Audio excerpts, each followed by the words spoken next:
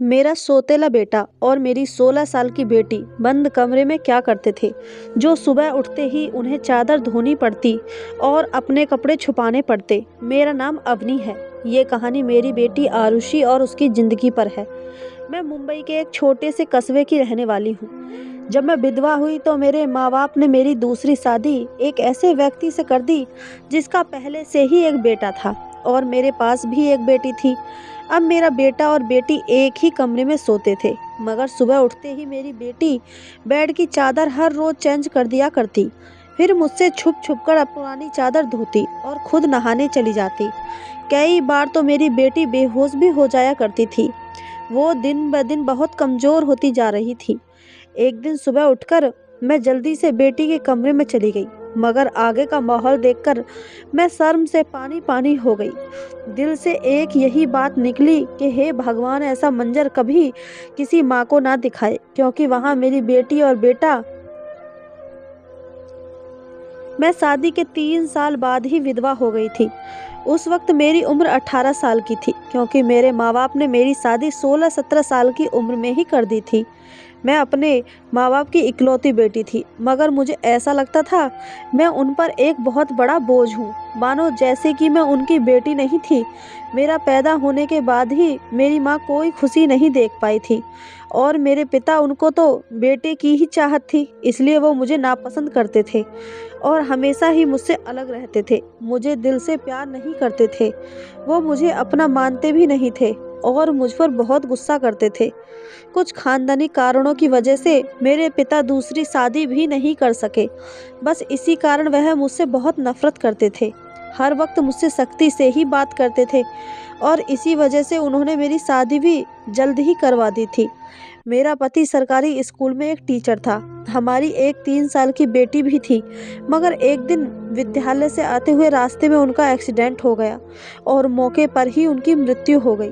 वो भी मेरा साथ छोड़ गए। वो दिन मेरे लिए किसी कयामत से कम नहीं था। मुझ पर तो परेशानियों के पहाड़ ही टूट पड़े थे। कुछ दिन गुजरने के बाद मेरे सास ससुर ने भी मुझे मेरे माँ बाप के घर भेज दिया। शायद उन पर भी मैं बोझ ही थी। वो भी मुझे अच्छा नहीं समझते थे। उनके ख्याल से मैं मनहूस औरत थी। मैंने ही जैसे उनके बेटे को मार दिया हो। फिर मैं चुपचाप अपने माँ बाप के साथ उनके घर आ गई। मेरे माँ बाप भी मुझे बोझ ही समझते थे। मैं अपनी बेटी को सीने से लगाकर अकेले अकेले बहुत रोती थी। फिर कुछ दिन बाद मेरे माँ बाप ने मेरी दूसरी शादी कर दी, एक ऐसे व्यक्ति से जिसका पहले से ही एक बेटा था और मेरे पास भी एक बेटी थी। हम दोनों एक जैसे ही थे, इसलिए हमारी शादी हो गई, वरना मेरे तो अच्छे रिश्ते भी नहीं आते थे। उसका बेटा मेरी बेटी से 1 साल छोटा था। उसके बेटे का नाम अभी था और मेरी बेटी का नाम आरुषि था। हम लोग साथ ही रहने लगे और वक्त इसी तरह गुजरने लगा। देखते ही देखते आरुषि 15 साल की हो गई और अभी 14 साल का हो गया और अब अभी के पिता का भी देहांत हो गया। वो भी इस दुनिया से चले गए। मतलब मेरे दूसरे पति भी हमेशा हमेशा के लिए हमें छोड़कर चले गए। उनकी हमेशा ही तबीयत खराब रहती थी। उन्हें तरह तरह की बीमारियों ने घेर रखा था, लेकिन उनकी बीमारियों के साथ जैसे तैसे गुजर बसर हो रहा था। उनके जाने के बाद मानो जैसे घर की रौनक ही उड़ गई हो। हमारा अपना मकान था, इसलिए किराए की चिंता नहीं होती थी और मेरे घर में ही एक किराने की छोटी सी दुकान थी। एक दिन जब हम सब लोग सो रहे थे, फिर अचानक ही बहुत ज़ोर से आवाज़ आई। मेरा तो दिल बैठ गया। मैं बहुत घबरा गई थी और मैं भाग कर गई। मैंने देखा कि ये आवाज़ तो अभी के कमरे से आई है। मैं उसके कमरे की तरफ दौड़ी तो मैं देखते ही हैरान रह गई। कमरे की छत गिर गई थी। ये देखकर मैं घबरा गई। मुझे डर था कि कहीं अभी तो इस छत के नीचे नहीं दब गया। जब मैं करीब गई और मैंने जाकर देखा तो अभी वहाँ नहीं था। वो बाथरूम जाने के लिए उठा होगा, इसी वजह से उसकी जान बच गई, क्योंकि उसके कमरे की छत गिर गई थी। मैंने ईश्वर से धन्यवाद किया कि ये तो अच्छा हुआ कि अभी को कोई चोट नहीं आई। अगर उसको कुछ हो जाता तो मैं उसके स्वर्गवासी पिता को क्या मुंह दिखाती। लेकिन अब हमारे पास इतने पैसे नहीं थे कि हम उस छत को दोबारा डलवा सकते। कमरे का तो कबाड़ा ही बन गया था। सारी छत गिर चुकी थी और हमने उसको उसके हाल पर ही छोड़ दिया। उसके बाद मैंने अपने लिए अपना बिस्तर रसोई में ही डाल दिया और कमरे में दोनों बच्चों को सोने के लिए कहा, क्योंकि बाहर तो बहुत ज़्यादा सर्दी थी और बाहर कोई सो भी नहीं सकता था और कमरे में एक बेड और एक चारपाई ही थी। 2 लोग भी बहुत मुश्किल से सो पाते थे। अब वो दोनों एक ही कमरे में सोते थे। मजबूरी थी, क्या कर सकते थे। एक कमरे में तो दुकान थी और मेरे पति के घर में 3 ही कमरे बनवाए थे। यूँ तो हम 3 लोगों के हिसाब से कमरे ठीक थे, लेकिन एक कमरा दुकान के लिए भी तो ज़रूरी था। अब मजबूरी थी, क्या कर सकते थे, गुजारा तो करना ही था। एक दिन मेरा बेटा बेटी के कमरे में सोया तो सुबह सुबह कुछ ऐसा हुआ कि मैं हैरान रह गई। अभी तो सवेरे उठकर नाश्ता करने भी बैठ गया था, जबकि आरुषि अभी तक सो रही थी। वो तो इतनी देर तक नहीं सोती थी, लेकिन आज वो इतनी देर तक क्यों सो रही थी। उसकी आदत थी कि वह सुबह जल्दी उठ जाया करती थी। मैंने उसको आवाज़ भी दी तो वो उठ नहीं रही थी। थोड़ी देर के बाद मैंने उसके कमरे में जाकर उसको देखा तो पता चला कि वो बेहोश हो चुकी थी। मैं बुरी तरह से घबरा गई थी कि उसको क्या हो गया। मैंने फ़ौरन ही अभी को बोला कि पास के ही डॉक्टर को घर बुला लाओ। डॉक्टर घर पर आया तो डॉक्टर ने कहा कि ये बेहोश हो गई है। लड़की काफ़ी कमज़ोर है, खून की कमी है, कोई भारी काम इससे मत करवाना, बस आराम ही करवाना। फल और अच्छा खाना वगैरह खिलाइए, ठीक हो जाएगी।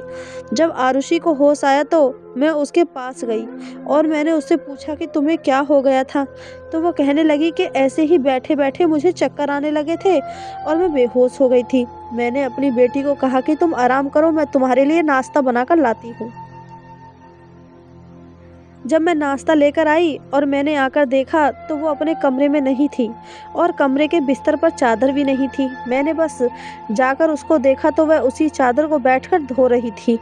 मैंने उससे पूछा, तुम ये चादर क्यों धो रही हो? तुम्हारी तो तबीयत ठीक नहीं है, डॉक्टर ने तुम्हें आराम करने के लिए कहा है। मैं उस पर बहुत चिल्लाई और कहा कि यहाँ से उठो, अपने कमरे में जाओ और नाश्ता करो, कुछ खाओगी पियोगी तो ठीक हो जाओगी। उसने कहा, नहीं नहीं, मुझे ये चादर ज़रूर धोनी है, बिस्तर पर बिछाने के लिए हमारे घर में एक ही तो चादर है। मैंने कहा कि अचानक से ये चादर धोने का भूत तुम्हारे सर पर क्यों सवार हो गया है? इतनी तो चादर गंदी नहीं थी जो तू इसको धोने के लिए बैठ गई।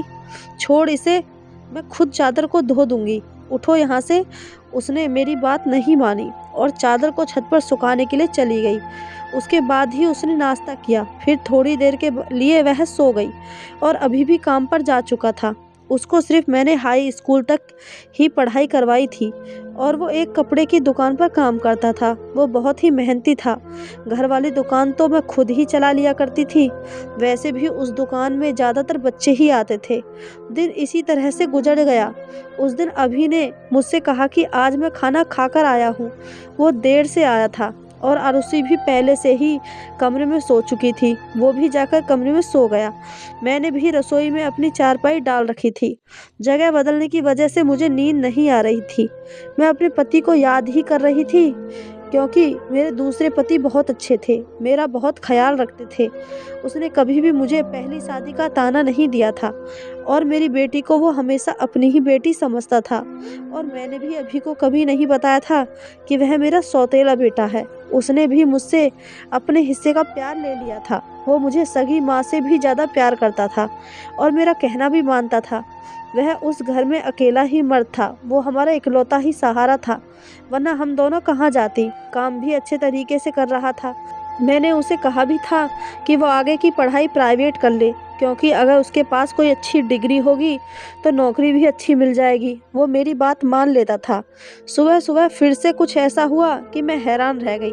आरुषि फिर से बेहोश हो चुकी थी और इस बार तो उसकी शक्ल देखकर लग रहा था जैसे उसके जिस्म का सारा खून ही खींच लिया गया हो। वह बिल्कुल पीली थी। फिर मैंने डॉक्टर को बुलवाया। डॉक्टर ने फिर वही बात कही कि मैंने आराम करने को कहा था। इसको खाने में क्या खिलाया था आपने? मैंने उनको सारी बात बताई। मैंने कहा कि वही दाल सब्जी खिलाई थी और फल भी खिलाए थे। पूरा दिन कोई काम भी नहीं करवाया था। तो डॉक्टर ने कहा कि दोबारा से कैसे इतनी कमज़ोर हो गई।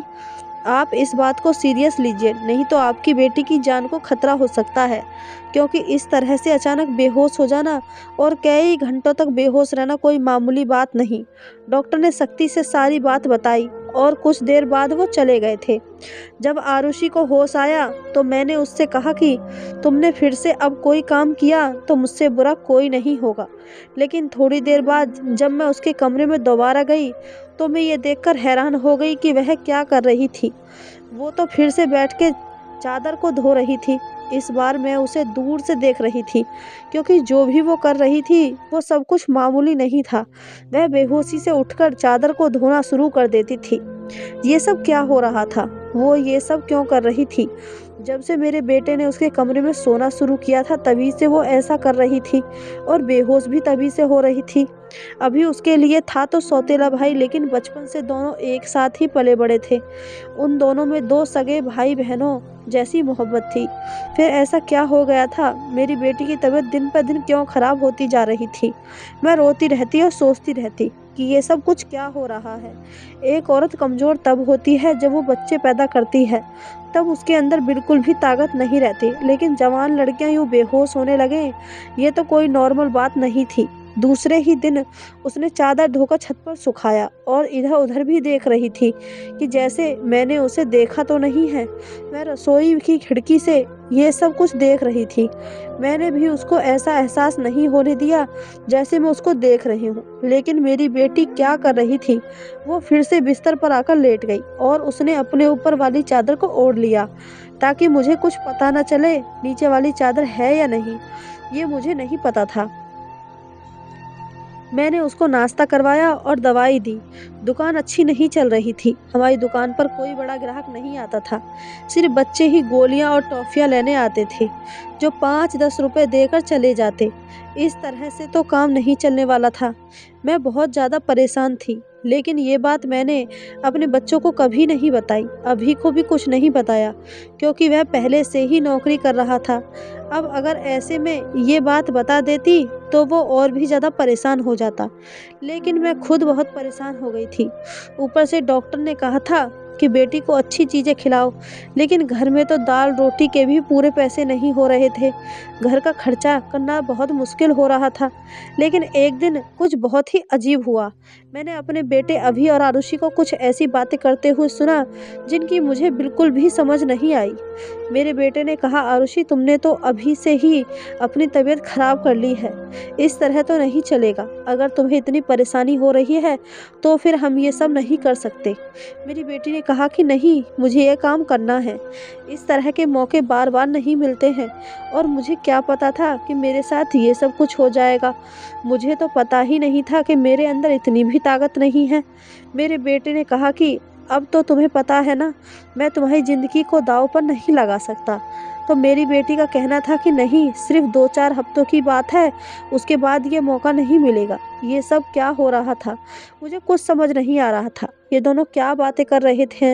एक दिन तो मैंने कुछ ऐसा देखा जिसे देखकर मैं दंग रह गई। सुबह सुबह ही मेरी बेटी ने चादर को फिर से धोकर छत पर सुखा दिया और वो एक तरफ खड़ी होकर उल्टी कर रही थी। मैंने कहा कि क्या हो गया है तुम्हें? वो घबरा गई। मैंने कहा, क्या मतलब है इस बात का कि दिल घबरा गया? तुम्हारा क्या खा रही हो ऐसा, और चादर को बार बार क्यों धोती हो तुम?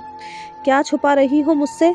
अगर मुझे पता चला कि तुमने कोई ऐसी वैसी हरकत की है जिससे मेरी और तुम्हारे बाप की इज्जत दांव पर लग जाए, तो मैं तुम्हें कभी माफ़ नहीं करूँगी। मेरी बेटी हैरान हो गई। उसने कहा, माँ आप किस तरह की बातें कर रही हैं? ऐसा कुछ नहीं है जैसा आप सोच रही हैं। लगता है आज आपने कोई फिल्म देखी है या किसी ने आपके कान मेरे खिलाफ भर दिए हैं जो आप इस तरह की बातें कर रही हैं। मैं ऐसा क्यों करूँगी? और अगर मैंने चादर को धो दिया है तो क्या हो गया? चादर गंदी हो गई थी, बस इसलिए धो दिया। आपको तो पता है कि कई दिन से मेरी तबीयत खराब है, तो दवाई खाने की वजह से मेरे पेट में भी खराबी हो रही है। अगर मुझे उल्टी आ गई तो इसका और कोई मतलब नहीं है। मेरी बेटी मुझसे इस तरह से बात कर रही थी। मैंने उसके मुंह पर थप्पड़ दे मारा और वो ज़मीन पर गिर गई। तभी अचानक अभी भी आ गया। उसने कहा कि माँ आप ये क्या कर रही हैं? आपने इस पर हाथ क्यों उठाया? तो मैंने उससे कहा, हाँ मैंने इसको मारा है, इस पर हाथ उठाया है। ऐसा तो मुझे बहुत पहले ही करना चाहिए था, लेकिन अभी मैं पूरी तरह से बात की तह तक नहीं पहुंची हूँ। जिस दिन मुझे पता चल गया तुम दोनों के बारे में, उस दिन देखना अब मुझे खुद पता नहीं था कि मुझे क्या हो गया था। मेरे दिल में जो बात आ रही थी मैं वही बोलती जा रही थी, जो कि मुझे इस तरह नहीं करना चाहिए था। रात को अचानक मेरी आँख खुली और मैंने देखा कि मेरे बच्चों के कमरे की लाइट जल रही थी। उस वक्त वो क्या कर रहे थे? उनको तो इस समय सो जाना चाहिए था और मुझसे तो शाम को कह रहे थे कि आज हम जल्दी सो जाएंगे। मैं जब कमरे के करीब गई तो वह न सिर्फ जाग रहे थे बल्कि बातें भी कर रहे थे। किसी बात पर बहुत ज़्यादा खुश हो रहे थे। मेरा बेटा कह रहा था कि तुम बहुत खुशकिस्मत हो, तो मेरी बेटी कहने लगी कि हाँ, खुशकिस्मत तो मैं हूँ, लेकिन अभी कल फिर से जब मेरी तबीयत खराब होगी तो माँ मुझे देखकर बहुत परेशान हो जाएगी। कब तक ऐसा झूठ बोलेंगे? बेटा बोला, बस कुछ दिन और कर लेते हैं, फिर सब कुछ ठीक हो जाएगा। मैं उनकी बातें सुनकर हैरान रह गई। आज मुझसे रहा नहीं गया। मैंने कमरे के दरवाजे को खोलने की कोशिश की तो मैं हैरान रह गई। उन्होंने दरवाजे को अंदर से बंद क्यों किया था? क्या वजह थी दरवाज़ा अंदर से बंद करने की? वैसे भी अब मौसम बदल रहा था, उनको दरवाज़ा खोलकर सोना चाहिए था। मैंने दरवाजे पर बार-बार दस्तक देना शुरू कर दिया, लेकिन इस तरह से दस्तक देने के बावजूद भी उन लोगों ने दरवाज़ा खोलने में आधा घंटा लगा दिया और उसके बाद जब मैंने कमरे में देखा तो उनके अलावा कमरे में कोई भी नहीं था और वो दोनों ऐसी शक्ल बनाकर बैठे थे जैसे नींद से जागे हैं। मैंने कहा, इतनी देर से दरवाज़ा क्यों खोला है? तो कहने लगे, हम सो रहे थे। मैंने कहा कि झूठ मत बोला करो, तुम लोग जाग रहे थे और बातें कर रहे थे। उन्होंने कहा कि हम क्यों इस समय जागेंगे और क्यों बातें करेंगे? हमारा कौन सा कल पेपर है जो हम तैयारी करेंगे और जागेंगे? हम लोग तो सो रहे थे। मुझे उन दोनों की हरकतें समझ नहीं आ रही थी। मेरे पास बोलने के लिए कोई शब्द नहीं थे। मुझे उनकी बातें समझ नहीं आ रही थी क्योंकि वो दोनों तो ऐसे ही बैठे थे जैसे नींद से जागे हों। उसके बाद मैंने उनको कुछ नहीं कहा और वहाँ से चली गई, लेकिन मैं सोचती थी कि कोई ना कोई गड़बड़ तो ज़रूर है। मैं ये देखकर हैरान रह गई। एक दिन मेरी बेटी के बाजू में नील के निशान भी थे। ये तो जख्म के निशान थे। मुझे समझ नहीं आ रहा था कि उसे क्या लगा था।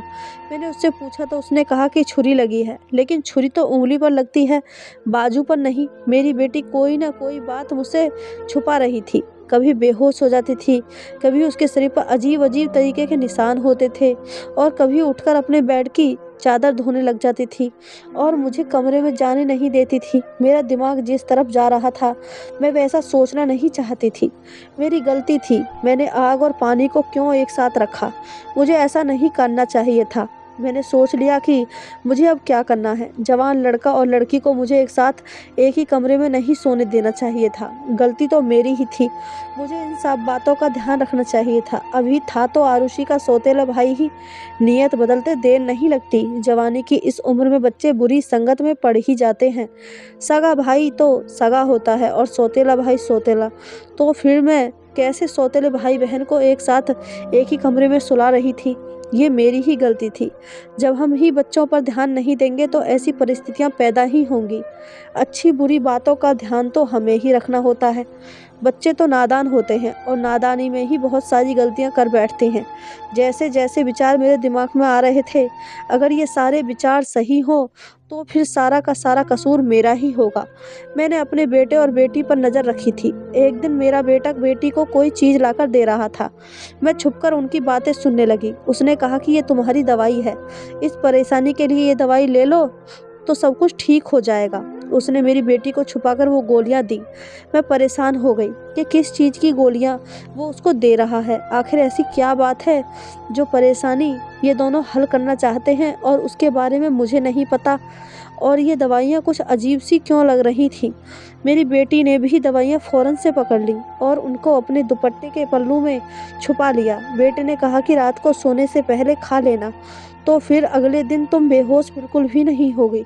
और 2-3 दिन तक तो मेरी बेटी वाकई बेहोश नहीं हुई थी, लेकिन उसके बाद शायद उसकी वो गोली ख़त्म हो गई थी और एक दिन बाद में फिर से मेरी बेटी बेहोश हो गई थी।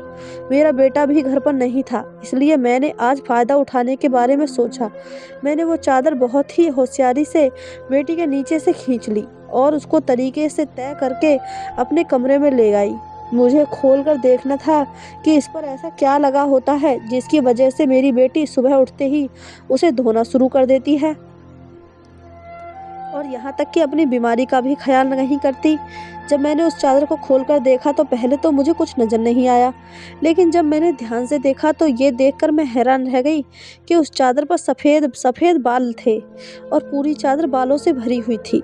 मुझे समझ नहीं आया कि ये किस चीज़ के बाल हैं। बाल बिल्कुल सफ़ेद और छोटे-छोटे बाल थे। मैं हैरान हो गई, लेकिन मुझे ये बात समझ नहीं आई। मैं सोचती रही कि ये सब कुछ क्या हो रहा है। मैंने बेटे और बेटे की हरकतों पर नज़र रख रही थी, इसलिए सारा कुछ अपने दिमाग में सोच रही थी, लेकिन मैं किसी नतीजे पर नहीं पहुंची थी। तब तक मेरी बेटी को ये पता चल ही गया कि चादर मैंने देख ली है, तो वह मेरे पास आकर बैठ गई और कुछ अजीब सी घबराई हुई नज़र आने लगी। उसके बाद मैंने उससे पूछ लिया कि क्या बात है, क्यों परेशान लग रही हो? तो उसने कहा कि माँ, वो चादर कहाँ है? तो मैंने उससे कहा कि वो तो मैंने धोकर डाल दी है। ये कहकर वो मेरे पास से जाने लगी, तो मैंने उसका हाथ पकड़कर उसे रोक लिया और मैंने कहा कि मैं सब कुछ देख चुकी हूँ। उस चादर पर जो भी लगा हुआ था, मुझे बता दो, ये सब कुछ क्या है? तुम मुझसे इतने दिनों से क्या छुपा रही हो? मैं बहुत परेशान हो गई हूँ। मेरे दिमाग में बहुत बुरे-बुरे विचार आ रहे हैं। वो मेरे पास बैठ गई और फिर मेरी बेटी ने मुझे ऐसी बात बताई कि मेरे पैरों तले से ज़मीन निकल गई। मेरी बेटी ने मुझे बताया कि माँ, जैसा आप समझ रही हैं, मैं वैसा बिल्कुल भी नहीं हूँ। दरअसल हमने देख लिया था कि इस घर के हालात अच्छे नहीं चल रहे। घर की दुकान भी नहीं चल रही थी और भैया भी कुछ खास पैसे नहीं कमा रहे थे, लेकिन हमें ऐसा कोई काम नहीं मिल रहा था जो हम लोग कर पाते। फिर भैया के एक दोस्त ने उसको एक काम दिया। दरअसल उसने कुछ बहुत ही नस्ली किस्म के कुत्ते के बच्चे रखे हुए थे, जो कि 3 से 4 की तादाद में थे, लेकिन उनको संभालना उसके बस के बाहर था। इसलिए उसने हमें उन बच्चों को संभालने का काम दिया और उस काम के बहुत सारे पैसे दिए। दरअसल भैया भी पूरा दिन वहीं रहते थे, लेकिन रात में भाई को आराम भी करना होता था, इसलिए उन कुत्ते के बच्चों को कमरे में ले आते थे और मैं उनको संभाल लेती थी। उन्हीं के बाल सुबह चादर पर लगे हुए होते थे, जिसको मैं सुबह को धो देती थी, क्योंकि हमें पता था कि आपको इस तरह की चीज़ें अच्छी नहीं लगती और हम आपको ये सब कुछ नहीं बताना चाहते थे। हम ये सब काम कर रहे थे और मुझे बाद में पता चला कि मुझे कुत्ते के बच्चों से एलर्जी हो जाती है, जिसकी वजह से मैं सुबह को बेहोश हो जाती थी। भैया ने मुझे जो दवाइयाँ लाकर दी थी, वो भी इसी चीज़ की थी, ताकि मेरी एलर्जी कम हो जाए। माँ, भैया का वो दोस्त बहुत अमीर है और वो इस काम के हमें बहुत ज़्यादा पैसे भी दे रहा था। वो हमें एक दिन के 1000 रुपये दे रहा था और आज उन बच्चों का हमारे घर में आखिरी दिन था, क्योंकि अब वो उन्हें लेकर दूसरे शहर चला गया है और हमने इतने पैसे कमा लिए हैं कि हम उस कमरे की छत भी डलवा सकते हैं और घर का कुछ राशन भी ला सकते हैं। हमें पता है कि आपको पालतू जानवर पसंद नहीं है, इसलिए हमने आपको ये बात नहीं बताई थी, लेकिन आपने तो न जाने हमारे बारे में क्या क्या सोच लिया, हम पर इतना शक किया। आपने हमारे बारे में जो बातें की वो हमारे दिल में तीर की तरह जाकर लगती थी। मैं जानती हूँ वह मेरा सौतेला भाई है, लेकिन वह मेरे सगे भाइयों से भी बढ़कर है। उसने हर बार सिर्फ हमारे बारे में ही सोचा है, जबकि देखा जाए तो हम उसके क्या लगते हैं। उसका पिता तो इस दुनिया से जा चुका है और उसके अपने रिश्तेदार भी तो हैं, जो कि हमसे बहुत ज़्यादा अमीर हैं। वो उनके साथ जाकर भी तो रह सकता था, लेकिन वो फिर भी हमारे साथ रहता है, क्योंकि वह हमें कभी अकेला नहीं छोड़ना चाहता। उसने हमेशा मुझे अपनी सगे बहन ही माना है। उसने कभी मुझसे कोई गलत बात नहीं की और वह हमारा साथ भी देता है, हमारे लिए बहुत कुछ करता है। पूरा दिन वो काम करता है, रात को मैं उसकी मदद करती थी। वो कहता था कि वो रात में भी ये सब कर लेगा, दिन भर तो वह बेचारा मेहनत करता था। इसलिए मैंने उसे कहा कि रात को तुम आराम किया करो, बच्चों को मैं देख लूँगी, इसलिए मैं उसकी मदद कर रही थी। मुझे ये सुनकर बहुत ही ज़्यादा अफसोस हुआ और मुझे खुद पर बहुत गुस्सा भी आ रहा था। मैंने अपने बच्चों के बारे में क्या क्या सोचा, मैं अपने बच्चों के बारे में कितना गलत सोच रही थी। मेरे बच्चे उससे भी कई गुना ज़्यादा अच्छे हैं। कितनी गलत बातें मैंने उनके बारे में सोची, जितनी मुझे सोचनी भी नहीं चाहिए थी। हमने ये बात अभी को नहीं बताई। आरुषि ने भी उसको कुछ नहीं बताया कि मुझे सारी बात का पता चल गया, क्योंकि अब ये काम वैसे भी ख़त्म हो गया था और मैं उसकी नज़रों में और ज़्यादा गिरना नहीं चाहती थी। कुछ दिन बाद अभी ने उस कमरे की छत डलवा दी और अब हमारे घर का कमरा भी ठीक हो गया। धीरे धीरे हमने बहुत मेहनत की। मेरी बेटी ने भी घर में बच्चों को ट्यूशन पढ़ाना शुरू कर दिया था। हमारे हालात पहले से बेहतर होने लगे। धीरे धीरे इतने बेहतर हो गए कि हमारे घर में कोई तंगी नहीं रही। मेरे साथ ज़िंदगी ने बहुत बुरा किया था, लेकिन अच्छा ये किया कि मुझे बहुत होशियार और अच्छे बच्चे दिए, चाहे वो मेरे अपने थे या पराए। ईश्वर की कृपा से मेरे दोनों बच्चे बहुत ही मेहनती हैं और इस बात को समझते हैं कि अभी उनकी मेहनत के दिन हैं। हाथ पर हाथ रखकर नहीं बैठ सकते, क्योंकि उनके सर पर पिता का साया नहीं था और मैं भी कुछ खास कर नहीं सकती थी। इस बात का उनको एहसास था और ये एक बहुत बड़ी बात है। ईश्वर की कृपा है कि अब सब कुछ ठीक हो गया। ऊपर वाले का लाख लाख शुक्र हुआ। जैसा मैं सोच रही थी वैसा कुछ नहीं हुआ, लेकिन ऐसा हो भी सकता था। अगर ऐसा होता तो मैं कहाँ जाती। बस आखिर में मैं इतना ही कहना चाहूँगी, जो ऊपर वाला चाहता है होता वही है।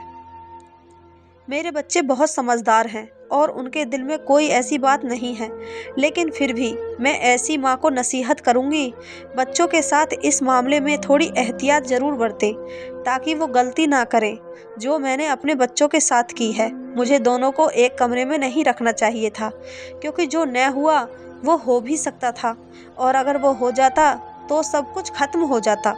मेरे बच्चे तो समझदार थे, शायद मेरे साथ इसलिए ऐसा नहीं हुआ। अपने बच्चों का ध्यान रखें, उनकी ज़िंदगी पर भी ध्यान रखें और वो कब क्या कर रहे हैं इस बारे में पूरी जानकारी रखें, और बच्चों पर प्यार करने के साथ साथ थोड़ी सख्ती भी रखें, और वह क्या गलती कर रहे हैं या नहीं, इन सब बातों के बारे में उनसे जानकारी लेते रहें। और इस बात का ध्यान रखें, जब बच्चे जवान हो जाएं तो उनका बिस्तर अलग कर देना चाहिए। आपसे बस मैं यही कहूँगी कि अपने बच्चों का ध्यान रखें। तो इस कहानी के बारे में आपकी क्या राय है, हमें कमेंट करके ज़रूर बताइए। कहानी अच्छी लगी हो तो चैनल को सब्सक्राइब, वीडियो को एक लाइक ज़रूर करें। धन्यवाद दोस्तों।